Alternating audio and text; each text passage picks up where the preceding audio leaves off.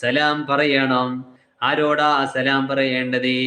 അതേ, പരിചയമുള്ള വ്യക്തികളോടും പരിചയമില്ലാത്തവരോടും സലാം പറയണം.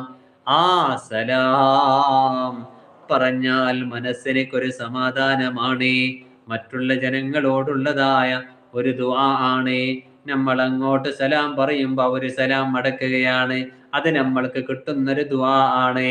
അതുകൊണ്ട് തന്നെ എല്ലാ ദിവസങ്ങളിലും നമ്മളെ പരിചയമുള്ളവരോടും പരിചയമില്ലാത്തവരോടും, പുരുഷന്മാർ പുരുഷന്മാരോടും, സ്ത്രീകൾ സ്ത്രീകളോടും പരസ്പരം സലാം പറഞ്ഞുകൊണ്ടുള്ളതായ ഒരു പരിചയം, ആ ഒരു ആദത്ത്, ആ ഒരു പതിവ് നമ്മളതാ സലാം പറഞ്ഞുകൊണ്ട് നമ്മൾക്കുള്ളതായ സലാമിനെ പരുത്തണമെന്ന് ലോക നേതാവ് മുഹമ്മദ് റസൂലുള്ളാഹി സ്വല്ലല്ലാഹു അലൈഹി വസല്ലമ തങ്ങൾ പഠിപ്പിക്കുകയാണ്.